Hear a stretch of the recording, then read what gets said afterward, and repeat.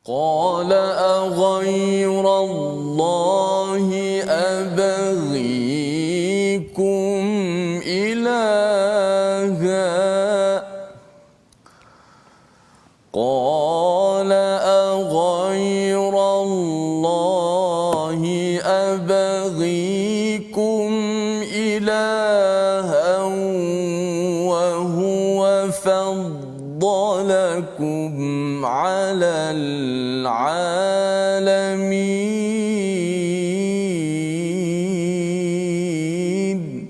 صدق الله. Assalamualaikum warahmatullahi wabarakatuh. Alhamdulillah wassalatu wassalamu ala Rasulillah wa ala alihi wa man wala syada la ilaha illallah syada Muhammadan abduhu wa rasuluh. Allahumma salli ala sayidina Muhammad wa ala alihi wa sahbihi ajma'in. Amma ba'du. Apa khabar tuan-tuan dan puan yang dirahmati Allah sekalian? Kita bertemu pada hari ini untuk kita meneruskan perkongsian, kita membaca hidayah daripada Allah Subhanahu wa taala dalam My Quran Time, baca faham amal, untuk sama-sama kita menghargai kepada perjuangan Nabi Musa dan juga Bani Israel dan apakah cabaran-cabaran yang melanda. Dan kalau kita lihat kepada kisah semalam bahawa sebenarnya Nabi Musa dan juga Bani Israel sudah pun diselamatkan oleh Allah Subhanahu Wa Taala, dan kita akan menyambung apakah babak seterusnya yang perlu kita fahami untuk kita ambil pelajaran pada hari ini untuk pedoman kita bersama. Pada hari ini kita bersama dengan Ustaz Tirmizi Ali. Apa khabar Ustaz? Alhamdulillah. Alhamdulillah Ustaz ya. Kita nak menyambung kisah Nabi Musa pada hari ini, dan insya-Allah pada tuan-tuan sila saya mohon untuk share di Facebook untuk sama-sama kita beritahu kepada kawan-kawan tentang pengalaman Nabi Musa ini adalah pengalaman yang menarik, dan ia bukan sekadar kisah dahulu kala, tetapi ia adalah panduan kepada kita apabila kita bercakap tentang perjuangan bersama dengan pemimpin, dengan rakyat, dengan politik. Sebenarnya ia dirakamkan di dalam Al-Quran dan ada sesuatu yang boleh kita ambil perhatian pada hari ini. Jadi kita mulakan dengan doa ringkas kita. Subhanakala ilmalana illa ma 'allamtana innaka antal alimul hakim rabbi zidni ilma. Kita mulakan dengan Ummul Quran Al-Fatihah bersama Ustaz Tirmizi. أعوذ بالله من الشيطان الرجيم. بسم الله الرحمن الرحيم. الحمد لله رب العالمين. الرحمن الرحيم. مالك يوم الدين. إياك نعبد وإياك نستعين. اهدنا الصراط المستقيم. صراط الذين أنعمت عليهم غير المغضوب عليهم ولا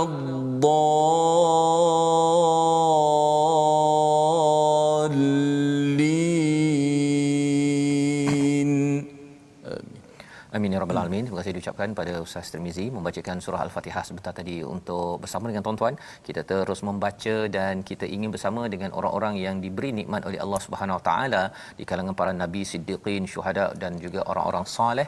Dan inilah perjuangan nabi yang dibawa oleh Nabi Musa bersama dengan pengikut-pengikutnya berhadapan dengan Firaun, dan ini adalah satu perjuangan yang perlu kita ambil pedoman bersama.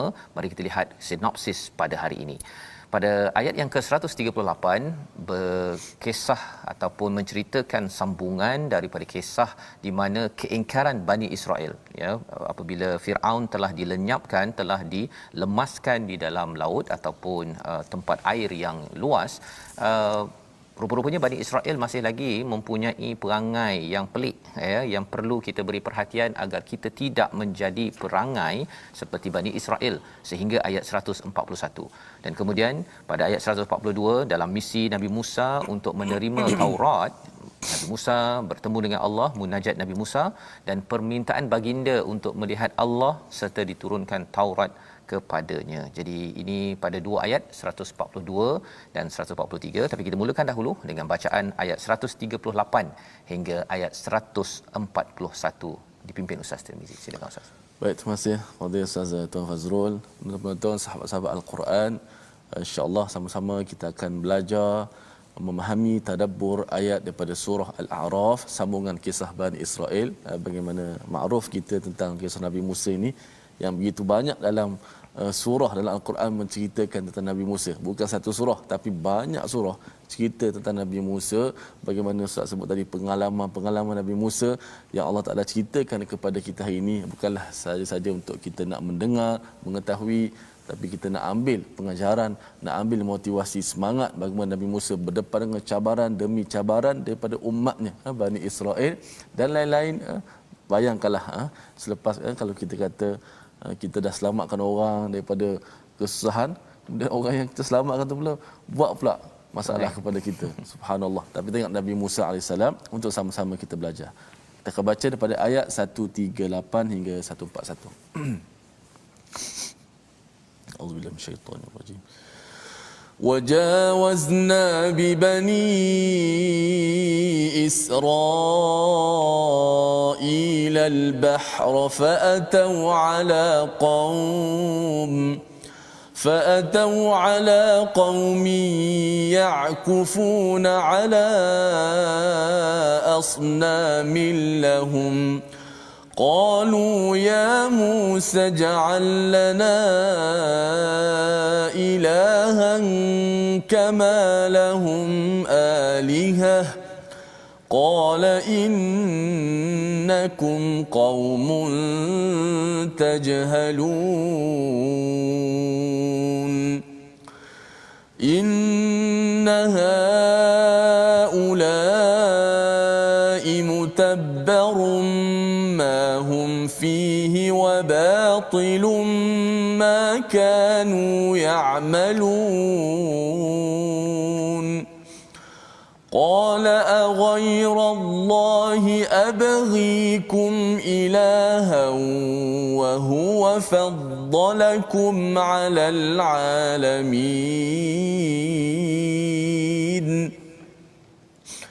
وإذ أنجيناكم من آل فرعون يسومونكم سوء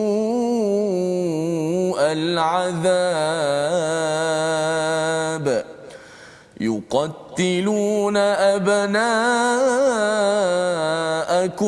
ويستحيون نساءكم وفي ذلكم بلاء من ربكم عظيم.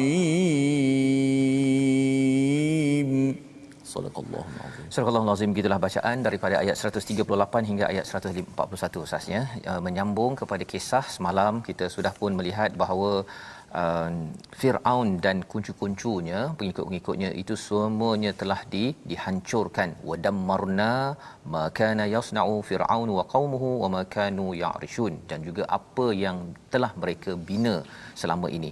Itu yang kita baca pada ayat 137. Dan apakah yang berlaku kepada Bani Israel, ya, pengikut kepada Nabi Musa yang telah ditekan oleh Fir'aun? Allah kata wajawazna, dan kami selamatkan Bani Israel. Allah tak nyatakan tajawazu Ustaz, ya. Kat sini wajawazna maksudnya kredit ataupun yang berkuasa menyelamatkan mereka itu adalah Allah Subhanahu Wa Taala, bukan mereka yang berusaha. Sudah pastinya pasal bercakap tentang laut terbelah, ya, boleh selamat lagi, itu sudah tentu itu bukan hal manusia.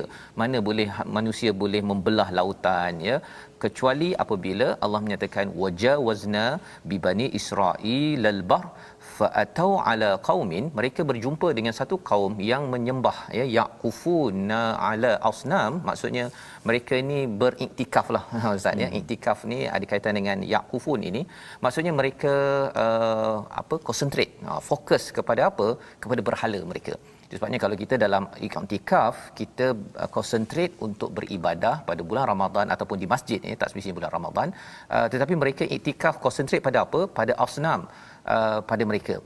Qalu, kata Bani Israel pada waktu ini ialah ya Musa, ya. Ini kira baru lepas ini Ustaz, ya, baru kena selamatkan daripada Firaun, dia dah bercakap kepada Nabi Musa, ya Musa ij'al lana, ya, jadikanlah, berikanlah kepada kami ilahan kama lahum alihah.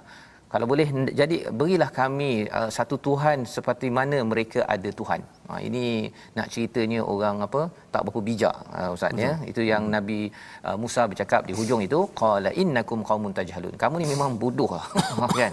Ya, berbanding dengan ahli sihir ini memang mereka adalah orang-orang yang kita lihat sebelum ini. Orang yang berilmu, dia bila dia dalam keadaan sesat tetapi bila dia ada nampak kebenaran, nampak mukjizat daripada Nabi Musa alaihi salam, nampak kelebihan-kelebihan yang ada, terus sujud dan beriman pada Allah walaupun dibunuh, ya. Mereka sanggup berjuang, itu kepentingan ilmu. Tetapi orang Bani Israel ini ialah Nabi Musa menyatakan bahawa kamu ni memanglah tak bijak betul, kan. Dan perkara tak bijak inilah yang menyebabkan Nabi Musa terus lagi memimpin mereka, ya, kerana ini masyarakat awam. Dalam hidup kita zaman sekarang, tuan-tuan sekalian, kalau bertemu dengan masyarakat awam yang tidak berilmu, contohnya kita ambil peranan Nabi Musa ataupun kita mencontohi Nabi Musa, iaitu tetap juga untuk berdakwah, mengajak, walaupun di sini sebenarnya melambangkan kepada orang yang kena tekan, orang yang kena dera. Biasanya dia ada kejahilan ustaz, ya. Dan kejahilan tu dia boleh relapse, dia boleh berulang kembali kecuali apabila kita ingatkan berkali-kali. Jadi itu normal yang perlu dibuat oleh pemimpin-pemimpin. Tapi syaratnya pemimpin pun kena bijak, ya. Kalau pemimpin pun jahil sekali, jadi dia menghasilkan jahil murakkab ustaz, ya. Jahil kuasa 2, kuasa 3. Pemimpin membodohkan rakyat ataupun rakyat yang diseleweng oleh pemimpin. Maka pada ayat 139, inna haula, Nabi Musa menyatakan mereka itu mutabarrun mahum, ya, akan hancur, fi wa batil ma kanu ya'malun, dan juga batil, sia-sia apa yang mereka lakukan. Jadi ini kira marah jugalah Nabi Musa kepada mereka ni. Kalau kau nak ambil seperti mana mereka ni kau dah dapat macam-macam, kau dah selamat, masih lagi nak mencari Tuhan lain, syirik kepada Allah. Kamu ni memang tak tahu hakikat sebenar. Perjuangan ini bukan perjuangan nak selamat daripada Firaun, tetapi perjuangan untuk menuju kepada ketauhidan kepada Allah Subhanahu Wa Taala. Jadi orang yang tak berapa bijak, dia nampak benda yang depan mata sahaja. Tetapi orang yang bijak sedikit, yang perlu dididik, ialah dia nampak bahawa kalau dapat sesuatu, selamat sesuatu, bukan kerana melawan manusia, tetapi untuk bertemu ataupun mengesakan pada Allah Subhanahu Wa Taala. Jadi seterusnya Nabi Musa menyatakan pada ayat 140, qala aghairallah, ya, iaitu patutkah, ya, nak cari selain daripada Allah, abghikum, aku carikan untuk kamu ilaha, Tuhan lain, wa huwa faddalakum 'alal alamin. Allah telah muliakan, telah memberikan keistimewaan atas seluruh alam kepada kamu. Apakah yang diberikan kepada Bani Israel? Mereka itu ditindas, kemudian mereka diselamatkan. Mereka tidak perlukan tentera untuk berlawan dengan Firaun. Firaun mengejar mereka, Allah hanya perintahkan kepada Nabi Musa dengan tongkat mukjizatnya, akhirnya terbelah lautan dan selamat.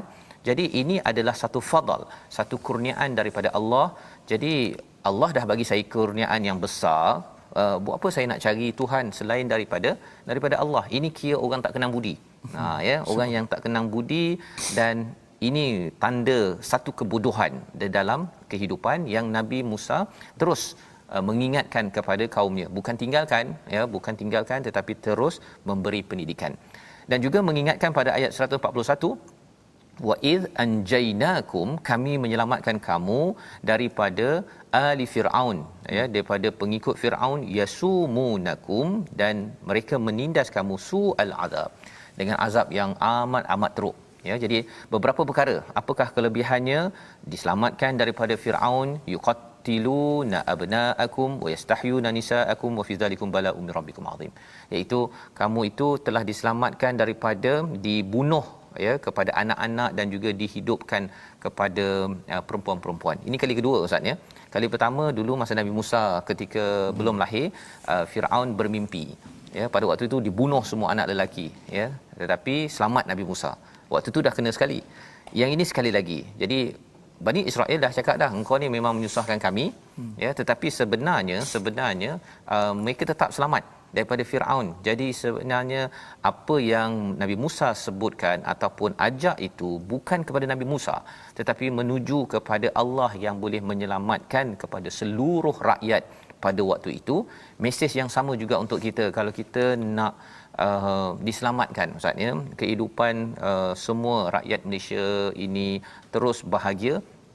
Kalau nak selamat, kita mestilah pastikan bahawa semua di kalangan kita menuju kepada Allah Subhanahu Wa Taala, ada integriti ya, tidak terlibat dengan kerosakan kuasa, rasuah ya, kerana itu adalah perkara-perkara yang berlaku di peringkat Firaun dan kuncu-kuncunya. Yang penting mereka tetap berkuasa pada waktu itu. Jadi ini adalah ayat yang ke-141 dan selepas ini kita akan melihat bila dah habis peristiwa ini Nabi Musa akan pergi bertemu Allah Subhanahu Wa Taala.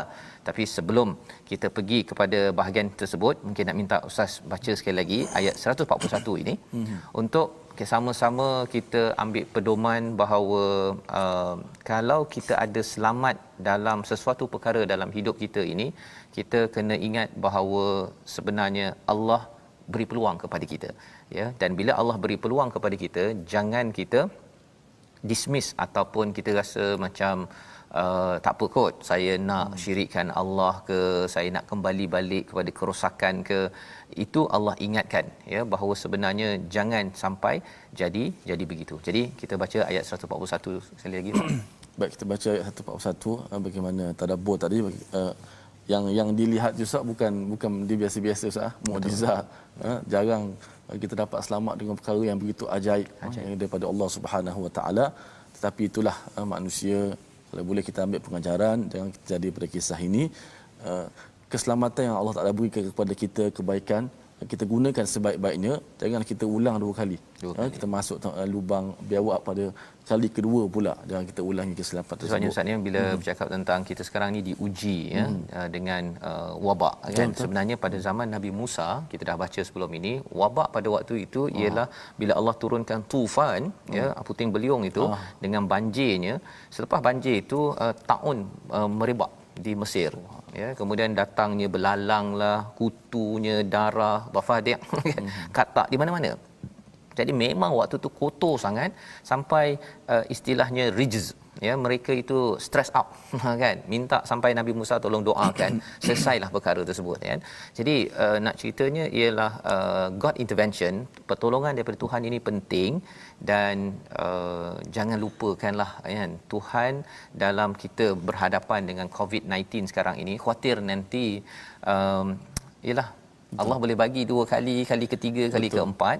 Dan kalau Bani Israel ini dia dah selamat dah ni. Dia dah selamatlah Mesir, dah diruntuhkan Firaun itu, tapi masih lagi buat hal pasal terlupa sebenarnya mereka diselamatkan kerana beriman pada mesej Nabi Sulaiman alaihi salam. Itu satu perkara. Dan kalau kita zaman sekarang ini, kalau kita beriman kepada mukjizat ya, kembali pada mesej Nabi sallallahu alaihi wasallam, confirm akan diselamatkan insya-Allah.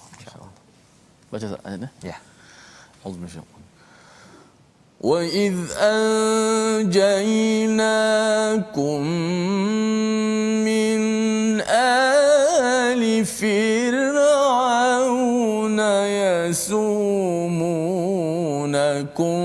سُوءَ الْعَذَابِ يقتلون أبناءكم ويستحيون نساءكم وفي ذلكم بلاء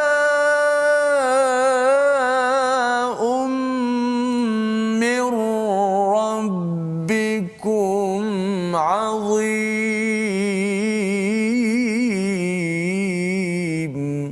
صدق الله. Surah Al-Azim, maksud daripada ayat yang ke-141, dan ingatlah wahai Bani Israel ketika kami menyelamatkan kamu daripada Firaun dan kaumnya yang menyiksa kamu dengan siksaan yang sangat berat. Mereka membunuh anak-anak lelakimu dan membiarkan hidup anak-anak perempuanmu, dan pada yang demikian itu merupakan ujian yang besar dari pada Tuhanmu. Jadi ini adalah ekstrim kepada satu kezaliman daripada Firaun dan juga kuncu-kuncunya ahli Firaun. Jadi apabila kita mengambil pelajaran pada tahun ini ustaz ya, sebenarnya mungkinlah kita tak berhadapan dengan pemimpin yang tahap Firaun. Ya, tetapi kita doakan agar pemimpin kita sendiri bukanlah mini Firaun. Apa maksud mini Firaun? Firaun kecil yang menekan kepada orang di bawah. Ya, bila bercakap tentang pekerja, okey, saya tak nak bayar gaji pekerja ataupun saya bayar sikit je, kan? Biar saya ambil untung yang besar. Ini yang berlaku dalam banyak tycoon ataupun conglomerate ustaz ya, company-company besar. Dia kalau boleh dia nak bagi untung paling besar kepada dia punya dia punya investor, pelabur dia. Pekerja tak kisah, kan? Kalau rasa nak buang dia, kalau nak tekan dia, yang penting saya kaya. Ataupun pemimpin yang dia tak kisah rakyatnya makan ke tak makan, yang penting saya dapat makan di hotel 5 bintang, kereta saya bersusun. Jadi ini adalah lambang kepada Firaun kecil ya, yang berlaku sepanjang sejarah. Jadi kalau katakan kita ada menjadi pemimpin, kita kena check sama ada kalau saya jadi pemimpin bagi sebuah organisasi, negeri ataupun negara, ada tak orang di bawah itu yang tertindas. Kalau orang di bawah tu tertindas, kita tak kisah pun, yang penting saya boleh hidup saya dengan aman, damai, dan jangan kacau. Kalau nak tegur-tegur saya ke jangan tegur. Sebenarnya itu adalah karakter Firaun ya, yang di mana pada waktu itu dia tak nak ada orang kacau sampai pada satu level, pada satu tahap ekstrimnya ialah bunuh semua anak-anak lelaki ya, ataupun orang lelaki. Tak nak bagi orang kacau dia Ustaz. Tak nak orang kacau ya, pasal kalau kacau saja habislah saya punya projek-projek dia kan. Dia ada projek-projek yang istilah semalam itu Ya'rishun. Ya'rishun itu dia punya arash dia kan, dia punya singgah sana itu jangan kacau. Nak maintain bukannya murah Ustaz ya. Zaman sekarang ni kalau kita ada bangunan yang besar kan, rumah bertingkat-tingkat, sana sebiji, maintenance-nya kena bayar juga. Jadi kalau kurangkan allowance kepada pemimpin dia kata apa pasal kurangkan pula kan. Padahal sebenarnya bagi satu keluarga ada yang mungkin perlukan RM10 boleh makan tengah hari untuk satu keluarga. Jadi ini apabila kita diselamatkan ya, ataupun dalam konteks ayat ini ialah diselamatkan daripada bencana ini, itu tanda Allah beri kita satu nikmat yang besar. Dapat pemimpin yang tidak zalim ataupun kita selamat daripada kezaliman. Tuan-tuan di rumah ada makanan ya, tidak pula sampai tidak dibayar gaji contohnya. Itu adalah peringatan bahawa ini adalah satu nikmat, jangan didustakan. Membawa kita kepada perkataan kita pada hari ini, jaza ataupun jawaza berulang 5 kali di dalam Al-Quran dan ia digunakan pada ayat 138 sebentar tadi. Allah menyatakan bahawa mereka itu dilintaskan ya, diselamatkan daripada al-bahr, daripada laut merah yang mereka lintas. Padahal pada Firaun, pada pengikut yang lain, sebenarnya mereka tenggelam. Sebenarnya Bani Israel pun boleh tenggelam sekali dengan Nabi Musa, tetapi bila selamat dalam hidup kita, mungkin ada masalah COVID, kita ada masalah ekonomi, tapi kita masih lagi boleh makan, boleh minum, bekerja, itu tandanya kita sebenarnya diselamatkan Allah dalam cabaran. Kita kena berusaha, bersyukur dan terus berjuang, jangan mensyirikkan Allah SWT. Kita kembali semula, kita berehat, My Quran Time, baca faham amal insya-Allah.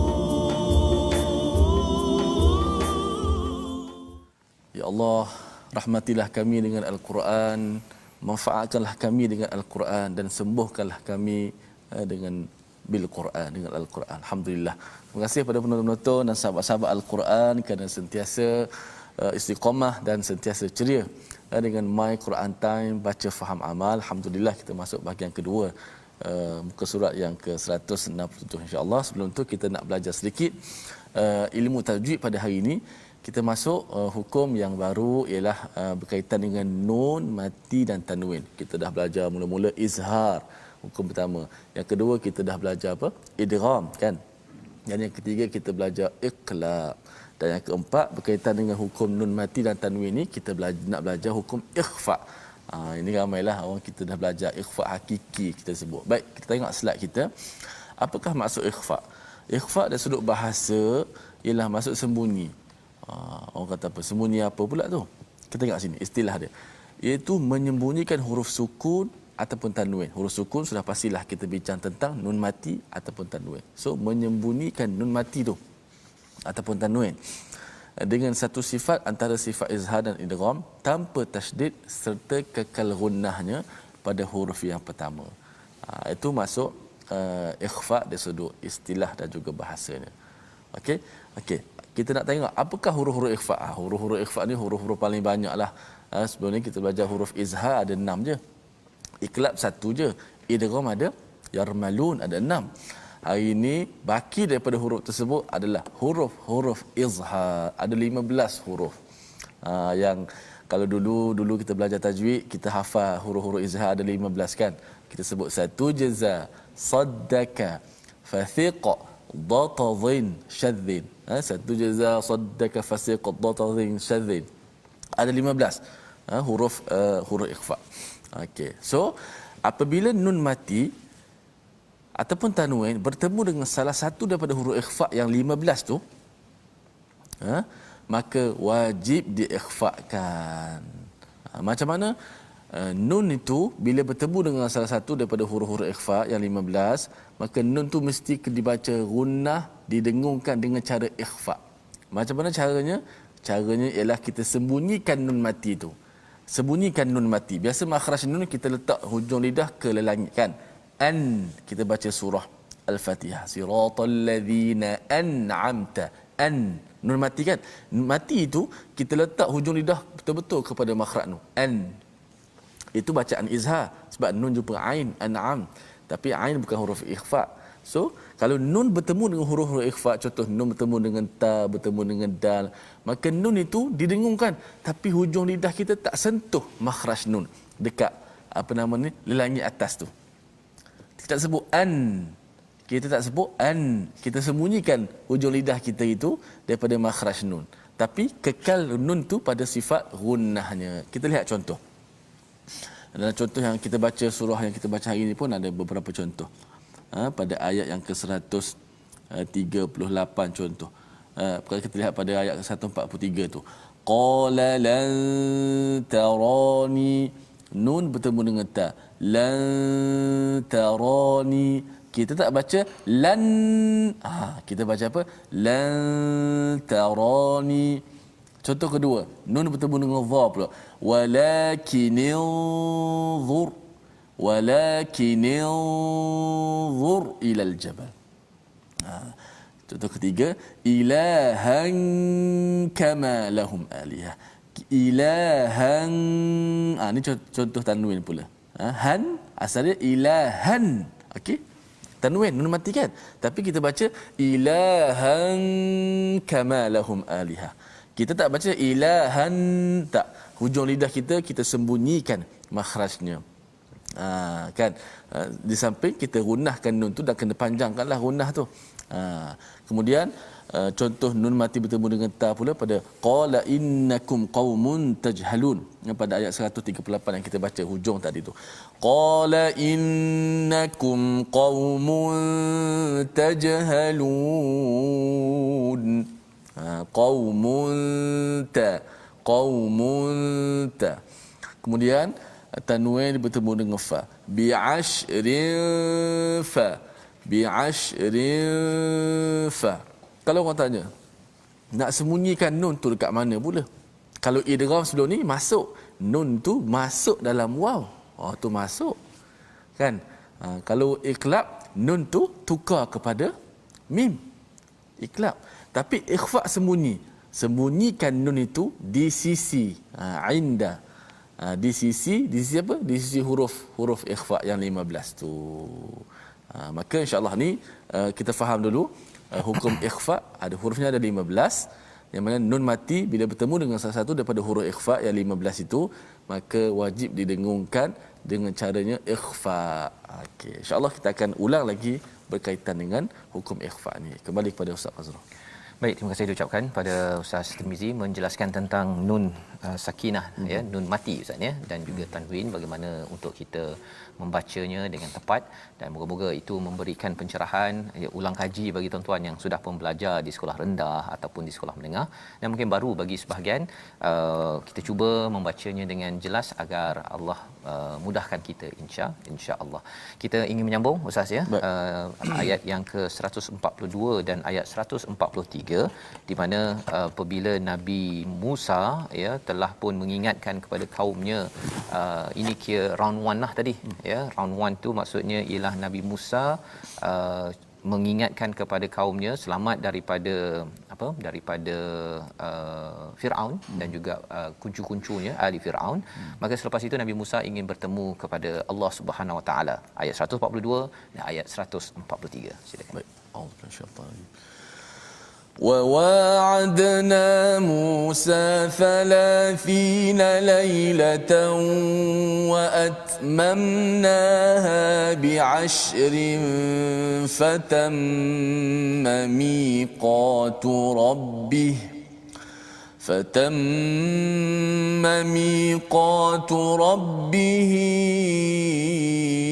40 ليلة. وقال موسى لأخيه هارون اخلفني في قومي وأصلح ولا تتبع سبيل المفسدين. ولما جاء موسى لميقاتنا وكلمه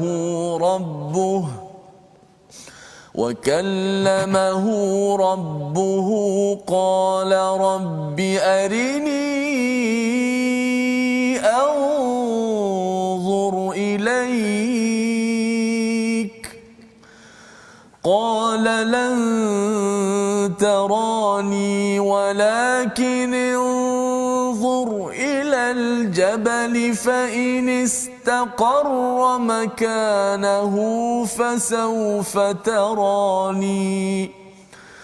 فلما تجلى ربه للجبل جعله دكا وخر موسى صعقا.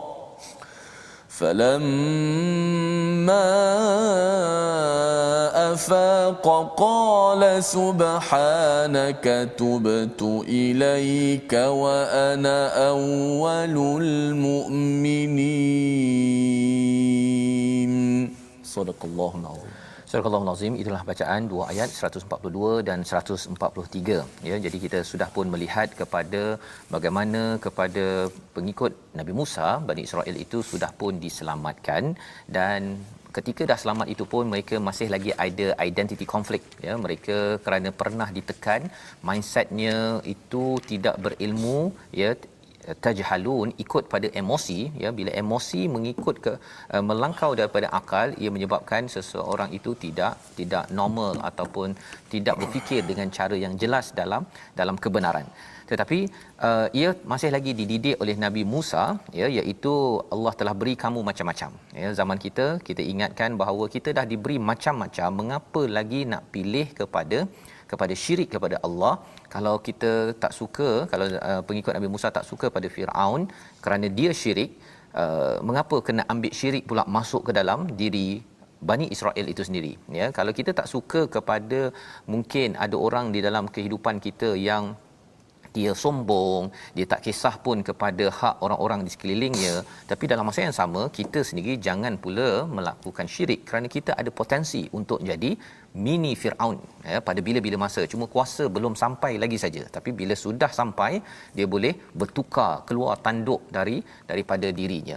Jadi selepas daripada diingatkan perkara tersebut, wa wa'adna Musa, dijanjikan kepada kami, janjikan pada Musa 30 hari dan dilengkapkan 10 lagi untuk mendapat apa?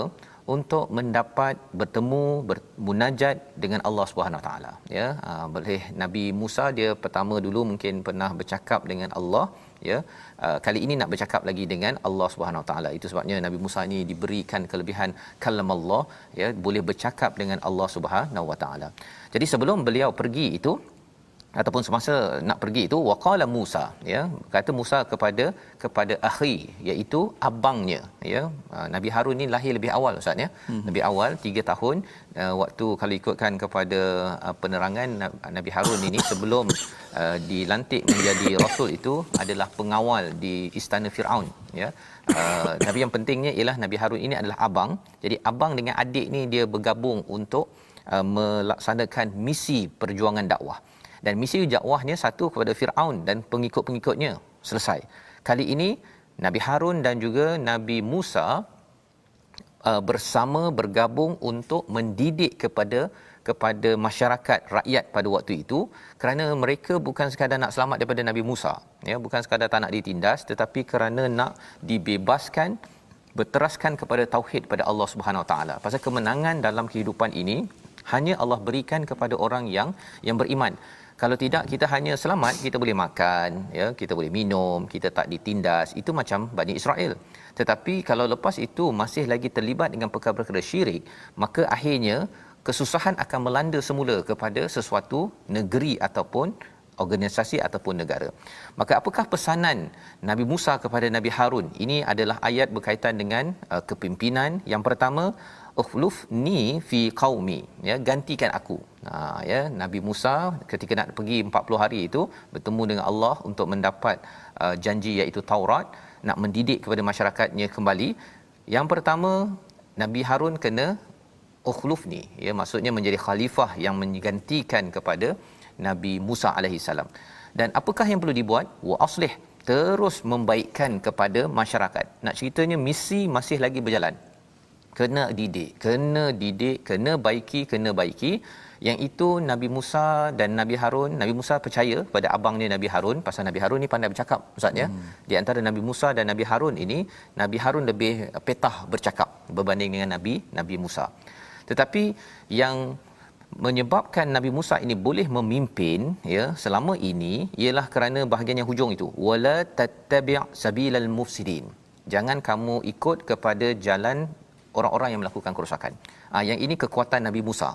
Nabi Musa ni dia punya karakternya amat strong, amat kuat, sehingga kan dia boleh menguruskan kepada Bani Israel ramai yang degil-degil ni. Yang tadi itulah, bila dah selamat, nak Tuhan lain lah kan. Bila katakan di tempat lain Nabi Musa ni diminta, kalau surat Baqarah tu biasa minta sah. Dia minta lebih-lebih. Kan, nak tengok Tuhan lah, nak dapat apa, dah beri manna wa salwa, nak dapatkan makanan bawang, kacang sebagainya. Jadi nak handle, nak uruskan orang-orang begini, perlukan karakter Nabi Musa yang jenis pam. Dia bukannya jenis Nabi Harun, dia lembut sikit. Dia pandai bercakap, tapi dia agak lembut. Dan dalam hidup kita pun kita ada nampak karakter itu ustaz, Ada orang dia cakap tak berapa sangat, tapi karakternya pam. Ada orang yang dia bercakap okey, tapi dia mungkin agak lembut sikit. Jadi dua-dua karakter ini zaman sahabat ada Abu Bakar, ada Umar. Umar itu dia bukan bercakap sangat, tapi bam itu memang karakter dia. Kerja jalan. Jadi kombinasi dua perkara itu penting. Pasal kalau bam keras sangat pun orang akan ni juga. Tapi kalau bercakap sahaja pun mencabar juga, Jadi dua-dua itu saling melengkapkan. Jadi cabaran kepada Nabi Harun ini ialah menguruskan al-mufsidin, orang yang berbuat kerosakan. Kita akan tengok kisahnya yang akan datang di mana Nabi Harun gagal sikit menguruskan orang-orang ini ustaz, iaitu Samiri, tapi kita tak tengok lagi sekarang. Jadi Nabi Musa pun pada ayat 143 bertemu dengan Allah. Wa lamma jaa Musa limiqatina, pada waktu yang kami tentukan, wa kallamahu, dan bercakaplah ya Allah kepada Nabi Musa, dan pada waktu itu Nabi Musa berkata dulu ya, Rabbi arini anzur ilaik.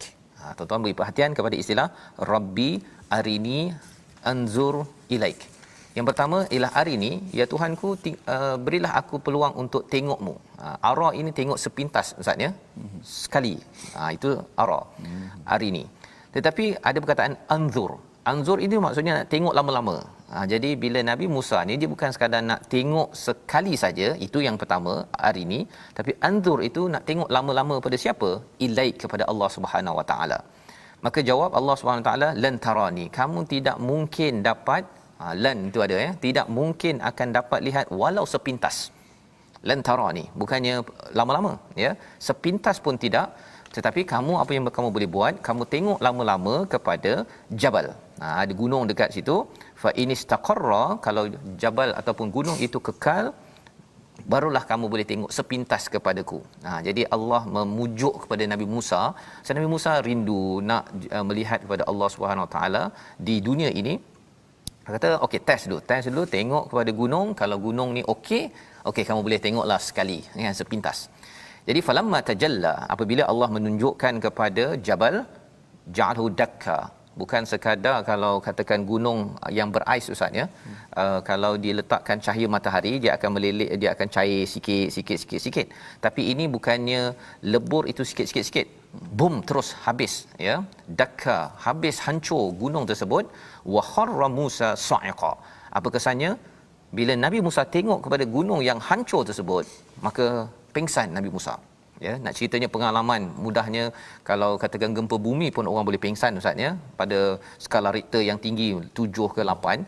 Ini bukan sekadar gempa bumi, ini adalah hancur gunung ya, hancur gunung tersebut.